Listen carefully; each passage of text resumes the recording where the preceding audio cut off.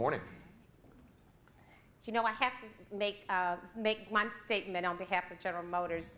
We all raved about those Super Bowl ads, but I have to tell you, I believe we were the first. In 2013, Chevrolet actually, in lieu of doing a commercial during the Super Bowl, we used our Super Bowl ad to talk about the great work and the need for the American Cancer Society. And so I'm going to say we were probably one of the first. Mm-hmm. Thank you. First of all, it is such an honor, and I'm so grateful and humble for this recognition. This organization is a recognition that's very near and dear to me personally and professionally. And of course, Charlie was one that actually was responsible for General Motors and the General Motors Foundation being a part of this organization. And I still really hear from Charlie with the work that he's currently doing. So the next time I talk to him, I will have to let him know, if he doesn't know, that I am a recipient of his award. So again, and I was talking to my friend Deborah Elin this morning about this organization. Deborah was saying that this is her first time here. Deborah's with General Mills, president of the General Mills Foundation. I'm sorry, General Electric Foundation, I'm sorry. Yeah, and I was telling her that we really use this organization as a real resource for us from a data perspective, and all of the things that you talked about in terms of trends. This organization has been there for a long time in terms of understanding the need to be focused, to understand the need to be strategic, to understand the need to be data-driven. So it's one of the organizations, obviously, that we rely on from the General Motors Foundation to help us with making decisions. So we want to thank you for that. And I want to acknowledge my two colleagues that are here with me, because I could not accept this award without the support of two individuals that are part of my team that are here, Carolyn Normandy, Stan, and Lori Wingardner. They're my back, my front, my side, my everything. So thank you for all that you do, and please know how much I appreciate you. As executives who are responsible for our company's giving and community activities, we are so often in a position to accept recognition on our employers' behalf. I'm sure many of you feel the same pride that I do every time we are thanked for the contributions of our companies. But now, standing here and being recognized for doing my job, a job that I love, it gives me a really different kind of pride. A pride in the choice that I've made, a kind of pride in the path that I've chosen and committed to for the last 30 years, a pride in my own perseverance to do the best job that I could do. It's an honor to receive this award, but an even greater honor to be recognized as a part of corporate philanthropy. We can all thank Charles Moore for creating an advocacy model that changed the way businesses approach giving. By elevating corporate responsibility to be a part of strategic goals, he created long-term plans for philanthropy, giving it a permanent place on the C-suite agenda. I have seen those developments firsthand during my career at General Motors and have been grateful for the opportunity to be a part of something where engagement at all levels has paid off.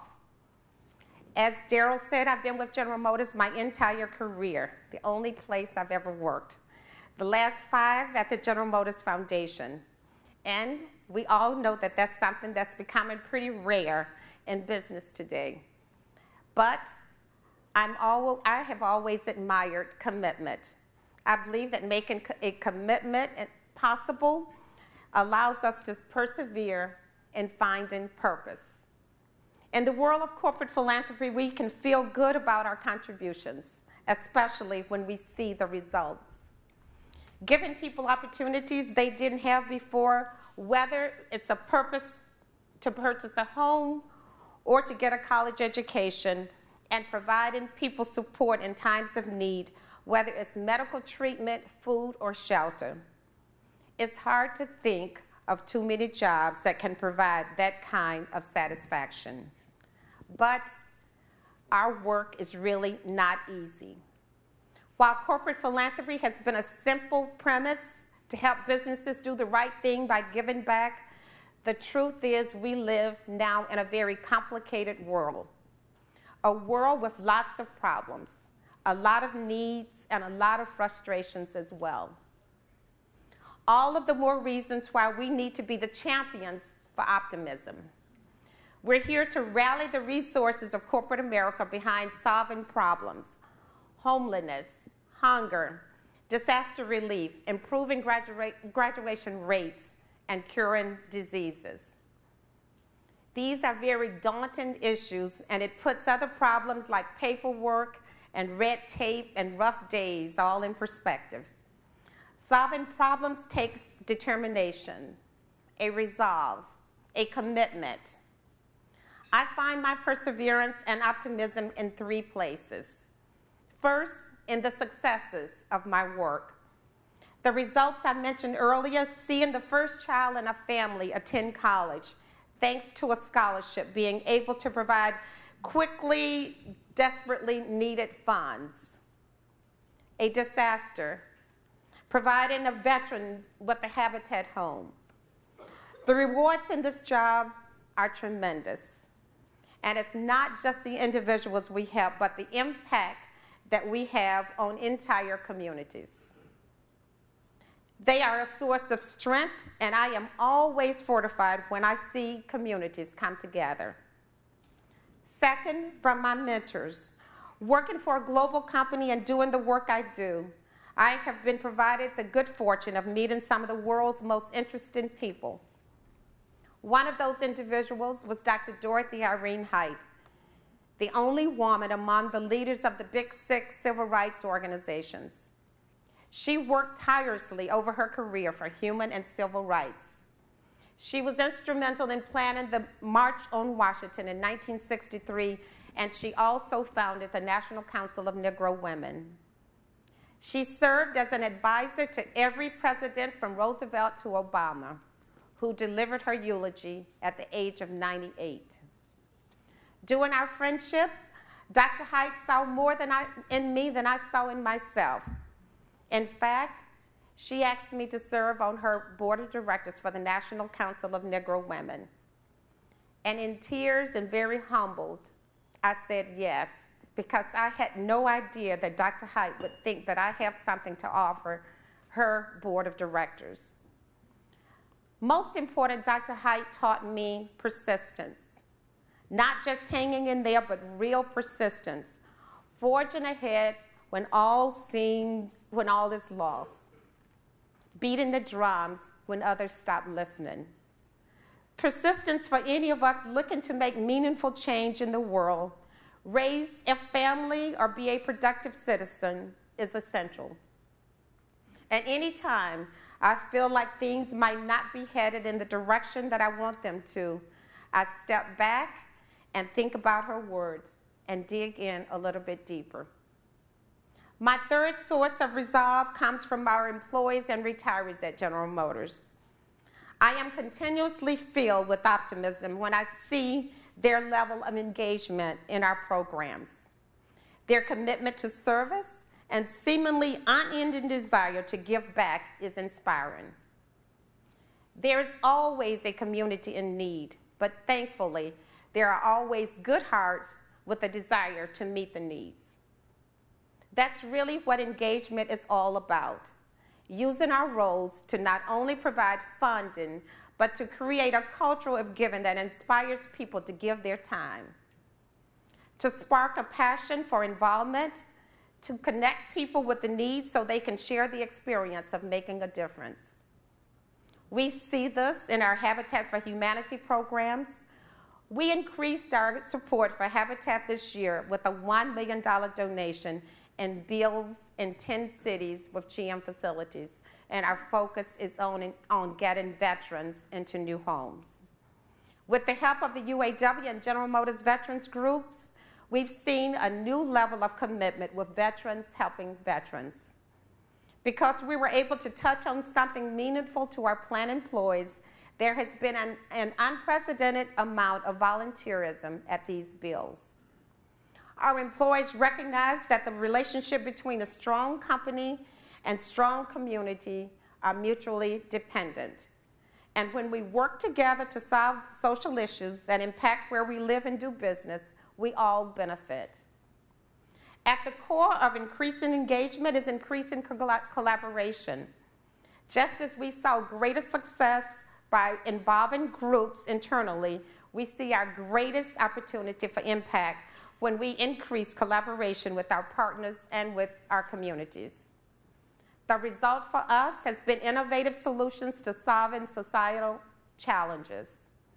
And I'm sure Dr. Cole will testify to this a little bit later. Some of the greatest challenges we have in this country is in education. We have seen so many times that by helping one student succeed, there is an impact on the families, on their communities, and on our country, and on the ability to share that success with others down the road. It was clear to us at the General Motors Foundation, especially in our hometown of Detroit, that we needed to help kids graduate. In the United States, more than 1 million students drop out of school each year. So in 2010, the General Motors Foundation pledged its largest grant ever, $27.1 million to the United Way for Southeastern Michigan. The funds helped establish the General Motors Network of Excellence to combat the dropout epidemic at 7 Detroit area high schools. Early indicators the very first year showed increased attendance rate and enrollment at all 7 schools as promising signs that this initiative is on track to reach its goals. And one of the most special and heartwarming opportunities that I had was to go into a school and see a young man who the previous year had missed 172 days at school, and the year that we were there, he was the tour guide and showing us so much pride in being a part of the school. Hopefully this program can set an example of how to combat the dropout problem through partnerships with schools, communities, and businesses. When we look at high school education, another area that we see needs attention is supporting math and science.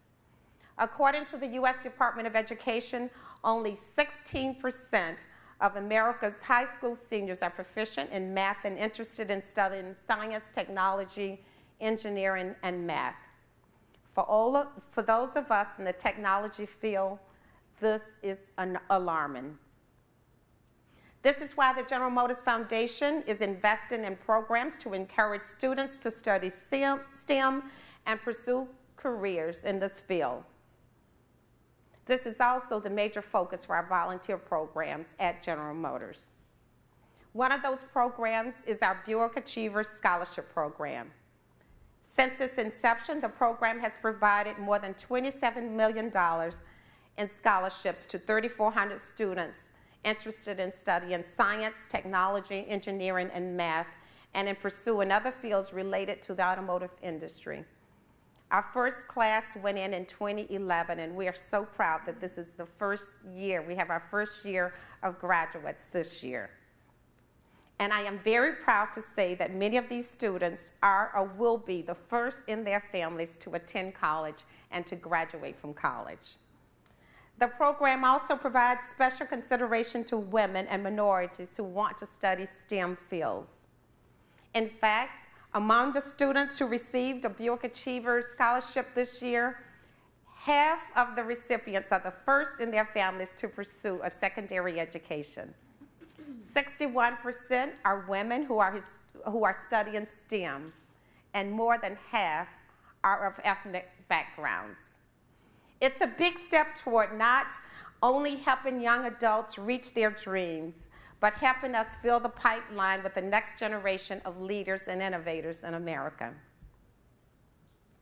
If I had to reflect on the changes I've seen in my role in philanthropy and in my company's approach to giving, the one that has had the biggest impact is the focus of partnership.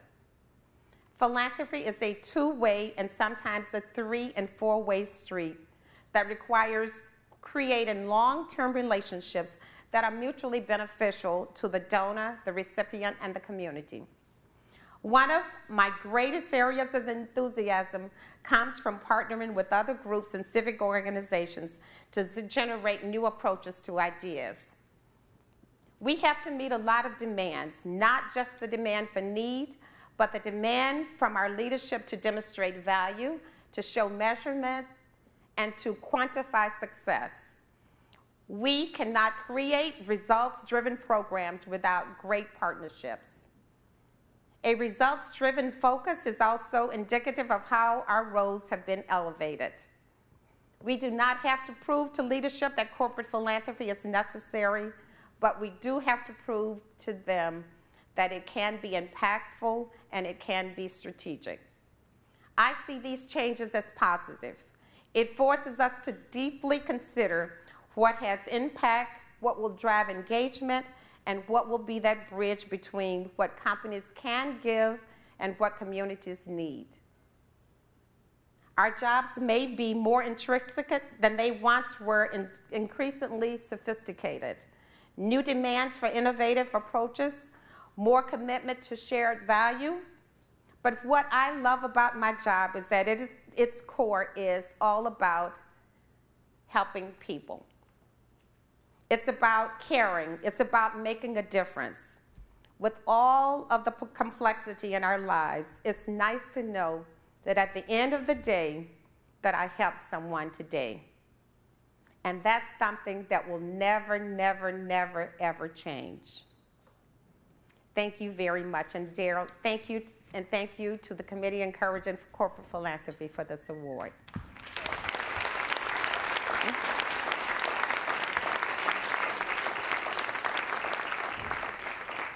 And now, it is my honor and pleasure to introduce to you someone that I have looked up to all of my life. And my mother would just think I would be hot stuff if she knew that I was going to be on a panel with Dr. Cole. And my friends are going to be very envious when I tell them that it really happened. Dr. Janetta Cole is a leader in the national dialogue on racism, feminism, education, and she has been applauded for her candid and passionate charges to keep the dialogue moving forward. She has been a force for change. Dr. Cole was the first African-American woman president of Spelman College, the first woman ever elected to the board of directors of Coca-Cola Enterprises, and the first African-American woman to serve as the chair of the United Way of America. She has been a voice for education, especially among African-American women, as an instrument of personal and political change. During her presidency at Spelman, the university was named the #1 liberal arts college in the South. And it wasn't enough for her to serve as president of one historically black college. She later took on the challenge of another, becoming president of Bennett College for Women, where she advanced arts, women's studies, and global studies. She is also Professor Emerita of Emory University, from which she retired as Presidential Distinguished Professor of Anthropology, Women's Studies, and African American Studies. In over 40 years in education, she has served 2 presidents in leadership roles. Her educational awards and honors include 61 honorary degrees from some of the most prestigious learning institutes in the country. And she has been a leader in cultural understanding. Before her distinguished accomplishments in education, she was a cultural anthropologist, focusing her research in African American studies and women's studies. She conducted major research in Liberia on labor issues, and Cuba and in Haiti on racial and gender inequality, on the south side of Chicago's black churches, on female-headed households, on the ways women age, and on culture in the United States. Since March of 2009, Dr. Cole has served as the director of the Smithsonian National Museum of African American Art. And you can see from this resume, this lady, just give it to her and she'll take it on. Most important for us, Dr. Cole has shared her research, her experience, and point of view through numerous published works that reflect her deep regard for women, children, and human rights. As a scholar, author, and activist for social and economic justice, Dr. Cole has spearheaded breakthrough thinking about diversity, leadership, and women's issues. As she reflects in her acclaimed book, Conversations, Straight Talk with America's Sisters, the question at the center of her studies has been, how can people of color, women, and poor people become equal and productive members of their society? Her ability to reflect and share on the issues at the root of inequality makes her the perfect speaker for this distinguished group. We are thrilled to have her join us today to continue her conversation.